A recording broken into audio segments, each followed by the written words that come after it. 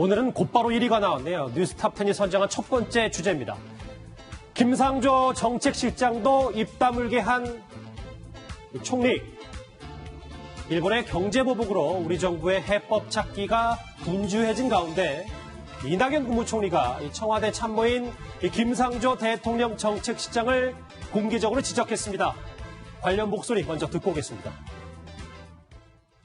김상조 실장은 일본의 핵심 소재 세계 품목에서 이렇게 규제가 경제보복이 있을 때 100개의 롱리스트를 가지고 있다. 그중에 가장 아픈 첫 번째, 두 번째, 세 번째 품목이다. 이 문제에 관해서 총리께서 그 롱리스트 잘 알고 계십니까?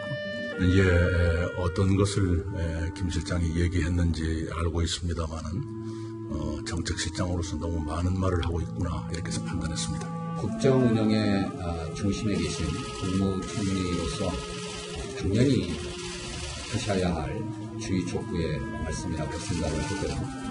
저를 포함한 모든 정부 관계자가 총리의 말씀을 유념하고 잘 따르도록 하겠습니다. 다 같이 한번 들어보셨어요? 김상일 평론가님. 네. 효과가 바로 나타났는지 김상조 정책실장이 바로 고개를 숙였어요. 네, 그렇습니다. 바로 오늘 열린 그 더불어민주당 당정청 을지로 회의에서요. 예. 지금 굉장히 어려운 그 상황 속에서 정부가 차분하고 신중하게 대응하라는 취지의 말씀이다. 그거에 충분히 공감한다. 이런 식으로 몸을 바짝 낮췄는데요. 예. 기본적으로 저는 그렇게 생각합니다. 김상조 그 정책실장이 되기 전에 바로 공정거래위원장이어서 그 이낙연 총리의 어떻게 보면은 좀 그 지위를 받는 위치에 있었고요. 그래서 서로 스타일을 잘 알 거예요. 그래서 바로 몸을 낮춘 것도 있는 것 같고 또 한편으로 그냥 또 재밌게 생각을 해보면 이낙연 총리가 지금 그 차기 대선 후보 1위지 않습니까? 그래서 좀 그 예우를 해주는 측면도 있는 것 같고 제가 개인적으로 아는 김상조 정책실장은요. 예. 토론을 굉장히 좋아하고 남의 말을 많이 들어주면서 남을 이렇게 좀 높이고 스스로 낮추는 그런 스타일이에요. 스타일 자체가. 그러니까 대화 자체를 좋아하는 즐기는. 예, 대화를 굉장히 좋아하는 체질입니다. 그래서 그런 것들이 종합적으로 나타난 그 효과인 것 같습니다. 예. 그런데 조수진 부장. 네. 국무총리라 하더라도 청와대 참모에게 이렇게 공개적으로 지적하는 게 맞는 건지 아닌지 그것도 또 논란이 있더라고요. 우선 굉장히 이례적이에요. 예. 왜냐하면 대통령 정책실장은 대통령의 참모입니다. 그런데 국무총리가 대통령의 참모를 질책을 한 겁니다. 그러니까 무슨 말이냐면 대통령이 원래는 정책실장의 부적절한 말에 대해서는 기사화가 안 되더라도 지적을 했어야 되는 겁니다. 그렇다면 형식적으로는 정책실장이 국민들에게 사과를 해야 되는 거죠. 예. 국회를 찾는 자리에서건 아니면 TV 출연이라든지 라디오 인터뷰도 자주 하거든요. 그런데 지금까지 사과가 없었어요. 그러니까 지금 김상조 정책실장 같은 경우는요. 일본이 우리에게 수출 통제 조치를 발표한 게 1일입니다.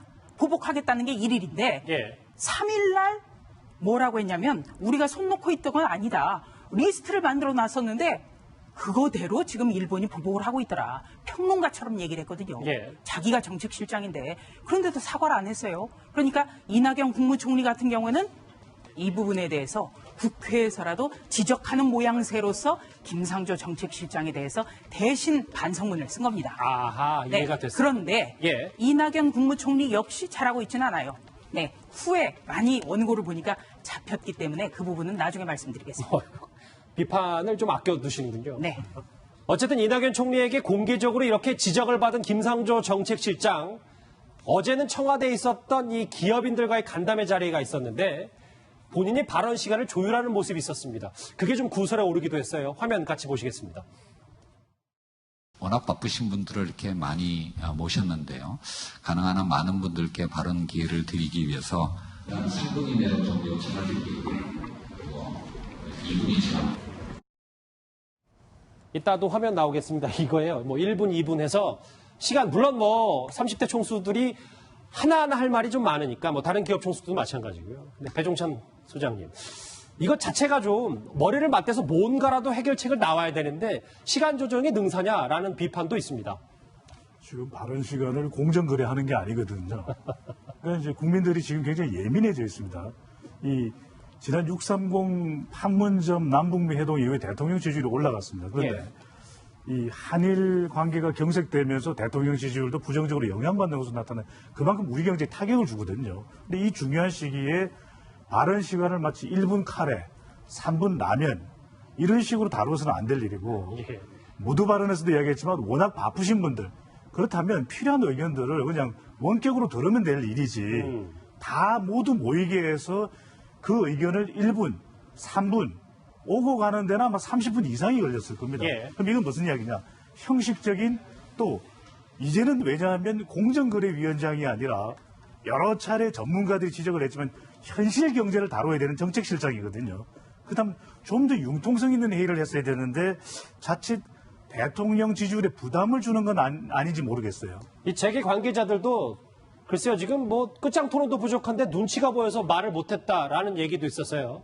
곧바로 야당에서는 이 사진 촬영용 이벤트라는 비판의 목소리가 나왔습니다. 같이 들어보시죠. 기업인들에게 발언 시간을 3분씩 주고 단순 대책만 반복하면서 사실상 아무런 성과가 없는 사진 촬영용 이벤트로 끝났습니다. 수입선 다변화나 원천 기술 확보 같은 대책들을 기업들이 몰라서 안 하고 있겠습니까? 그런 말만 할 것이면 바쁜 기업인들 왜 불러 모은 것입니까? 어쨌든 야당은 이벤트라고 비판을 할지라도 지금 정부 당국도 급박해져서 계속해서 회의를 하고 청와대에서 모임도 갖고 있어요. 당연히 지금 재계는 더 바쁘잖아요, 조수진 부장. 네. 지금 이재용 부회장이 일본에서 귀국할 날짜가 뭐 그제나 어제라고 예상을 했었는데 계속 늦어지고 있어요. 이유가 뭡니까? 일본에 간 지 오늘이 닷새째입니다. 예. 그런데 원래 그제 귀국하기로 했다가 또 어제 귀국한다고 했다가 오늘까지도 늦춰졌어요. 오늘 오후에 귀국할 예정이라고 아침에는 나왔지만 지금 아직까지는 귀국을 안 했거든요. 예. 더 늦춰질 수 있는 것 아닌가 이런 관측도 나오는데요. 지금 어제부터 일본 정부 같은 경우에는 살인가스의 재료가 되는 어떤 불화수 문제 또 한 번 얘기를 했고요. 맞아요. 또 삼성에서 가장 지금 몸달아 있는 것이 바로 불화수입니다. 불화수라는 거는 삼성하면 반도체인데요. 메모리 반도체든 비메모리 반도체든 불화수소 없이는 개발이 안 되는 겁니다. 그런데 지금까지 안 돌아오고 있다는 것. 이 불화수소의 공급 문제를 지금 잘 해결하지 못하고 있다. 이런 방증 아니겠습니까? 예. 예. 그리고 지금 이렇게 뛰어다니는 지금 이재용 수출업체. 부회장. 예. 이재용 부회장도 있지만 청와대가 이렇게 지금 바쁜 와중에서 30대 기업의 총수를 불러 모으려면 우리 정부는 지금 여기에 대해서 어떤 실효성 있는 대책을 가지고 있다는 걸 설명을 해서 안심을 시켜야 돼요. 예. 그런데 어제 간담회에서는 그 실효성 있는 대책이 논의가 안 됐어요. 그게 문제입니다. 그리고 1분, 3분 이런 걸 하니까 정말 이런 유치원생으로 보는 것 아닌가 코미디라는 비판이 나오는 겁니다. 정부 당국도 물론 우리가 모르는 카드가 준비돼 있으면 좋겠습니다만 우리 모두 지금 일단 이재용 부회장의 이 방일 성과에 지금 주목할 수밖에 없는 현실이기도 해요. 김광선 변호사님. 그런데 지금 중소기업의 오늘 요즘 설문조사를 보니까 10개 중에 6곳이 이게 지금 일본 경제보복이 장기화되면 6개월도 버티기 힘들다라는 얘기를 했습니다. 우리가 일본 수출 규제로 인해서 이제 피해받는 기업이 어디냐. 물론 대기업이 되겠죠. 그래서 삼성전자가 가장 대표적이라고 보는데 우리가 볼 때 삼성전자는 또 관련된 중소기업들이 많이 있거든요. 그래서 중소기업 중앙회에서 중소기업 269곳을 상대로 해서 조사를 했는데요. 주로 수출 규제로 인해서 피해가 우려되는 반도체, 디스플레이, 통신장비 그런 업체에 대해서 조사를 해보니까 예. 이대로 규제가 장기화되면 6개월 이상 버티기 어렵다는 것이 59%, 거의 60% 나온 거예요. 그리고 또 최대 기간, 그러니까 버틸 수 있는 최대 기간이 어느 정도 되느냐, 그거에 대한 질문에도 30.1%는 3개월 이상 6개월 이내로 이렇게 답을 했어요. 1년도 못 버틴다는 그렇죠. 거잖아요. 더군다나 3개월도 못 버티다는 그런 질문에 대답한 곳이 23% 됐습니다. 결과적으로 대기업도 굉장히 피해가 있지만 중소기업도 일본의 수출 규제로 인해서 직격탄을 맞을 수밖에 없다. 이런 현실을 이 여론조사에서 알려주는 겁니다. 근데 이 실태 조사와 관련해서 예. 핵심이 있습니다. 왜냐하면 이런 중소업체들은 하청업체거든요, 협력업체. 예. 이들은 정부가 대응을 해줘야 됩니다. 왜냐하면 그렇죠. 이재용 회장은 일본으로 가서 자구책을 마련할 수가 있거든요. 일본 왜냐하면 세계 대기업이니까요. 만납니다. 예. 그리고 앞서 우리 조수진 부장이 이야기를 한 대로 삼성은 이번에 폴더블 이 휴대폰에 들어가는 이 소재 부분에 대해서는 불포함이 됐어요. 그만큼 삼성이 이 조정 능력을 가지고 있는 겁니다. 근데 이 중소기업들은 조정 능력이 없어요. 이 대응을 정부가 해줘야 되는데 이런 실태 조사를 보면서 바로 반응하지 못하면 중소업체들은 치명적인 타격이 간다는 건데 이 조사가 의미하는 것을 정부, 특히 김상조 정책실장이 바로 받아들여야 됩니다. 말씀하셨던 것처럼 기업 절반이 지금 대응책을 전혀 세우지 못한 상태예요. 이렇게 한일 관계가 돌파구를 찾지 못하고 있는 가운데 그러니까 청와대도 좀 더 센 카드를 내밀 수밖에 없을 것 같습니다. 대일 특사 파견 가능성입니다. 대통령께 대일 특사 파견을 건의할 용의는 있습니까? 공개하기는 어렵습니다만은 외교적인 노력이 여러 가지 방면에서 진행되고 있다는 말씀은 드릴 수 있습니다.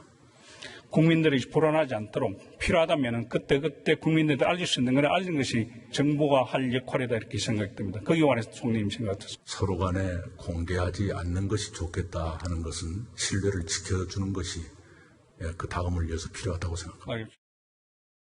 일단은 수면 위로 드러나진 않았는데 조수진 부장 그래도 저희는 좀 알아봐야 되니까 대일 특사의 이낙연 총리 공개 어렵지만 여러 방면의 노력 중이다. 본인이 나서는 거 아니냐라는 얘기가 있어요. 왜냐면요. 지금 이 시점에서 대일 특사 하면 우리가 생각할 수 있는 카드가 이낙연 총리입니다. 예. 이낙연 총리 하면요. 이 한일 의원 연맹을 16대 국회 때부터 지금까지 해왔어요. 그리고 도쿄 특파원을 3년 했지만 도쿄 특파원을 그냥 한 게 아니라 정말 일본어를 유창하게 한다. 가장 일본어를 잘하는 도쿄 특파원이었다. 이런 평가도 나오고 저희가 실제로 언론에서 몇 차례 보도를 한 적도 있습니다. 예. 그리고 지금 아베 총리와 소주잔을 기울이면서 현안을 논의했다고 본인 스스로가 또 얘기까지 한 적이 있어요. 예전에 화면도 잠깐 나오네요. 예, 그렇습니다. 말씀하시죠. 그래서 16대 국회 때부터 해외 출장을 80번가량 갔는데 그중에 60번 이상이 일본이었을 정도로 일본의 각별한 어떤 아는 것도 많이 알지만 애정도 있습니다. 그렇기 때문에 대일 특사하면 이낙연 총리 외에는 지금 다른 카드가 없다. 이런 이야기가 나오는 겁니다. 우리가 단순하게 생각해도 김창엽 평론가님 한일 정상회담을 하려면 물밑 작업이 필요한데 그게 지금 대일 특사 지금 일본과의 외교 채널이 많이 끊겼기 때문에 지금 이 카드밖에 없는 거 아니겠어요? 가장 좋은 카드죠. 그 카드뿐이 없는 건 아닐 수도 있고요. 왜냐하면 우리가 보면은 기업들이라든가 예. 학계라든가 뭐 의외로 지인들이 있는 강한 사람들이 있을 수 있습니다. 그렇지만 지금 상태에서는 가장 좋은 카드가 이낙연 총리로 보이는 것이고요. 그리고 지금 정상들이 만나기 전에 아까 말씀하신 대로 가장 허심탄회한 대화를 나누는 게 중요하지 형식적인 대화를 나누는 게 뭐가 중요하겠습니까? 이런 얘기도 해봐서 정말 어떻게 생각하는지 이런 건 받아들일 수 있는지 이런 거를 정말 신뢰를 가지고 일단 만나야 비공개로. 되잖아요. 예. 그러니까 이거를 만나서 얘기를 다 했는데 신뢰가 없어가지고 기분 나빠가지고 나중에 뒤로 리크를 하거나 흘리거나 이런 식이 돼서도 안 될 것이고 그렇기 때문에 예. 지금으로서는 이낙연 카드가 특사로서 최적의 카드이고 그리고 상대방과 우리의 상황을 정확하게 파악하고 분석하는데도 최선의 카드가 아닌가 이런 생각을. 지금 화면 보시면 이낙연 총리 말고도 다른 여권의 중진들 혹은 노영민 비서실장까지 하마평에 오르고 있는데 아직은 저희도 잘 모르겠습니다. 그런데요. 이런 비상 상황에 이낙연 국무총리와 강경화 외교부 장관이 일본이 아닌 다른 나라 순방을 가야 하냐 이런 비판도 나왔습니다. 자유한국당 나경원 원내대표 이렇게 말했습니다. 이낙연 총리 순방 취소하십시오. 강경화 장관 당장 귀국하십시오.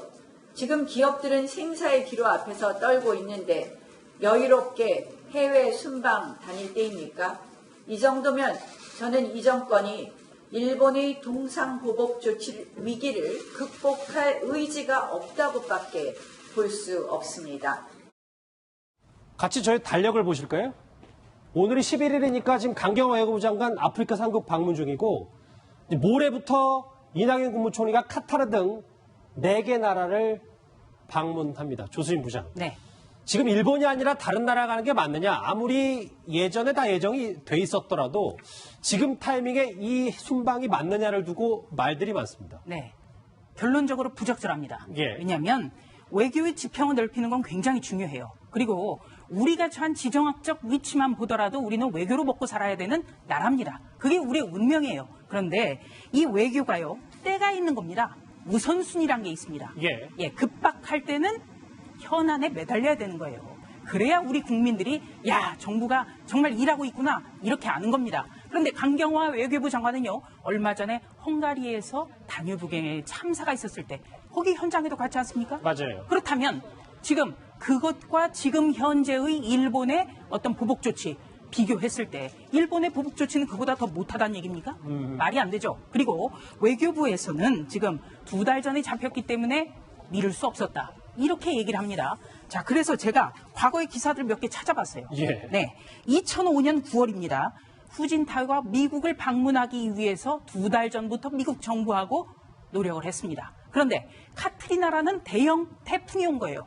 그때 후진타오 측에서 먼저 정상회담 3일 남겨놓고 전화를 해서 그렇게 귀국에 큰 일이 있는데 우리가 가는 거는 예의가 아닌 것 같다. 이런 일도 있고요. 또 2010년에는 미국이 아니라 IT에서 최악의 지진 사태가 났습니다. 이때 힐러리 클린턴 국무장관 같은 경우에는 동남아 순방을 취소했습니다. 말씀 끊어서 죄송한데 국무총실은 그러니까 해외 순방 중에도 현안에 대해서 계속 보고받을 수 있기 때문에 뭐 그게 큰 문제가 없다라고 얘기를 하고 있어서요. 물론 저렇게 하는 것이 보통의 예입니다만 국내에 있는 것 아니면 일본을 가는 것보다 아무래도 기독성이 떨어지지 않겠습니까? 예.